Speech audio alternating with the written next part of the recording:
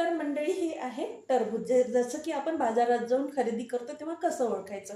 तर हे बघा, हे फळ आहे. जास्तीत जास्त मोठं फळ घ्यायचं, जेणेकरून का ते पूर्णपणे वाढ झालेली असेल. आणि याला इथे असा पिवळा कलर आहे, म्हणजेच काय, तर हे ओरिजिनल रित्या वेलाला लागलेलं आणि हे जमिनीला असल्यामुळे हा पिवळा कलर आहे.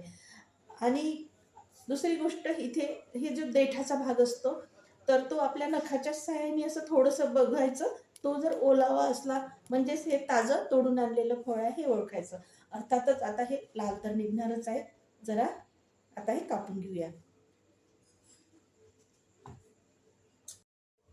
आता या कापण्याची पद्धत म्हणजे अशी की नेहमी असं हे मधातून मधोमध असं कापून घ्यायचं आणि कापल्यानंतर आणखी ते चेक करून पाहायचं की शेवटी ते फळ असते. आतमधल्या प्रक्रिया ज्या असतात त्या आपल्याला कापून बघितल्याशिवाय माहीत पडत नाही. म्हणून एकदा सगळं निरखून पाहायचं आणि त्यातला एक भाग घेऊन आपल्याला पाहिजे त्याप्रमाणे त्याच्या फोडी करण्यासाठी त्याची पाठ आधी काढून घ्यायची.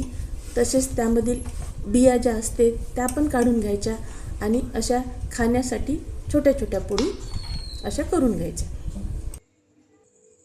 आता आजकाल आणखी एक प्रश्न येतो, तो म्हणजे यामधील कलर जो दिसतो त्याबाबतचा. तर काही नाही, त्यासाठी काही फोडी थोड्या पाण्यात टाकून पाहायच्या. हे बघा, मी जसं पाण्यात टाकून पाहिलं, आता याचं पाणी स्वच्छ आहे, म्हणजेच काय की हे आपल्या खाण्यास योग्य आहे. तर चला तर पुन्हा भेटूया.